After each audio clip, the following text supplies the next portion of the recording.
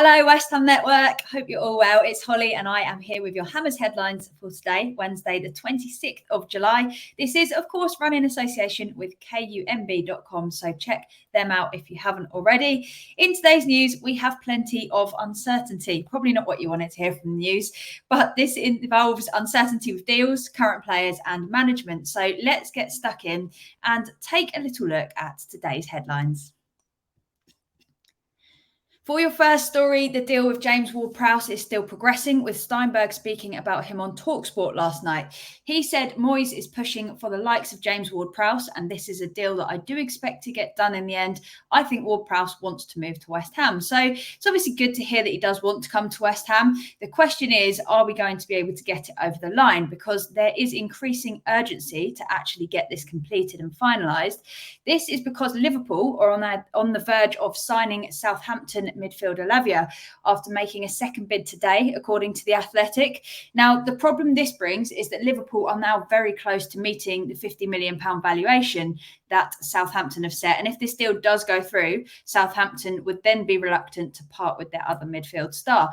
So combining this with the fact that they are not desperate for money in any way at the moment, this could put them in a far stronger position to turn down our offer for James Ward-Prowse, as well as putting them in a really strong position to actually increase the value and ask for more, especially knowing that we obviously need somebody in this position. We might have time left in the transfer window technically, but getting business done as early as possible now is going to help us avoid getting into these situations and also getting into bidding wars. How do you feel about the potential signing of James Ward-Prowse? I spoke to people on Twitter. Some people ranked him as right up there because they think that it would help with assists and set pieces. Some people thought, obviously, given his age and the fact that he might not be as strong defensively, that they ranked him a lot lower in their priorities for that central midfielder position. So how do you feel about the signing of him? Do you think that we should really push to get the deal done as soon as possible? Or should we play a bit of a longer game and keep assessing our other options before we actually commit? Let us know in the comments. Up second, it's been reported that the Cresswell'S situation could still go either way, being at the option stage with Wolves still, with nothing being either confirmed or finalised. This is quite different to reports earlier in the window that suggested he was almost gone from West Ham. It'd still be sad to see him go, in my opinion. I think we need a few more experienced players now more than ever. And given the small amount of money, all things considered by Premier League standards, that we would get for him, I think I would prefer to have him at the club, even if it's just as a backup. Remember, while we would save on his wages, and I know that his wages are pretty considerable, if we bring in another backup, Saudi signings are actually putting prices up left, right and centre in the Premier League, meaning wages and signing fees would probably be more expensive than keeping Cresswell for the season in the long run. Plus, it would obviously cost a lot of money to bring in somebody who would play equally as well as Cresswell, and it's still an unknown risk. You can sign someone that looks good, as we know, and be very disappointed. I know that I would prefer us to focus our transfer efforts on bringing players in for priority positions that we currently have, because we have got some urgent positions that now need filling, and I'd rather do that before we let anyone else go. I'm getting a bit worried at the amount of outgoings and what happens if we don't manage to sign more players. So are you hoping that we can hang on to Cresswell, or would you take the sum of money, which could be up to about 5 million, I believe, and add another position to the list of transfer targets? Let us know.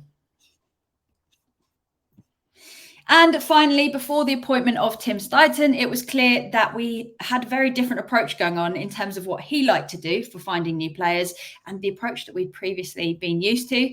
Jacob Steinberg said last night, the general vibe is that Steidten seems to be looking at players from Europe, and Moyes would very much like to bring in Premier League experience.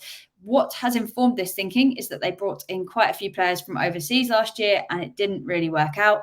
Nikola Vlasic, as well as the season before, and that didn't really work out. So we have a difference in opinion going on. It's obviously a little bit more, it gives you a bit more confidence knowing that someone has performed well in the Premier League, because it is quite different when you look at La Liga and the style of play and the physicality. It is different. It takes people time to adjust to another country, let alone another league and another style of play.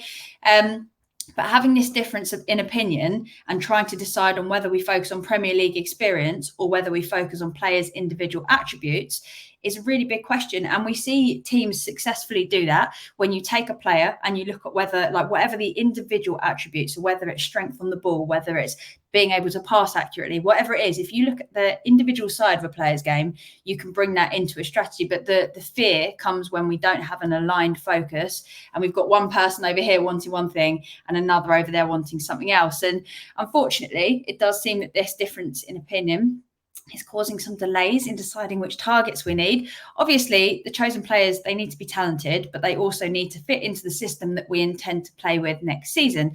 And at the moment, we've got Moyes in charge. But it's also important to remember that there is an overall recruitment strategy that has to continue, even if we lose Moyes at the beginning of the season, end of the season, whenever it might be. And in my opinion, it's a good thing that we're approaching multiple defensive midfielders. But if we're struggling to agree on which ones we're happy to go all out on, there's going to be a big question mark over which players we might go above and beyond to impress or pay over the odds for. And this dithering might give clubs the upper hand. I think it's good to assess all options.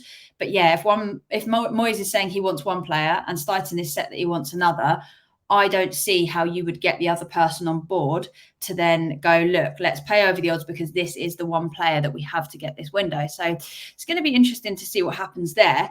But what would you want? Would you ideally want players with proven Premier League experience, or do you think looking around Europe is the best way to get players with greater potential? Obviously, might be a bit more of a risk, but if we were to be analysing the players properly, which I hope that Steiten is, perhaps it's not as much of a risk as it previously would have been for us. So let us know once again in the comments what you think.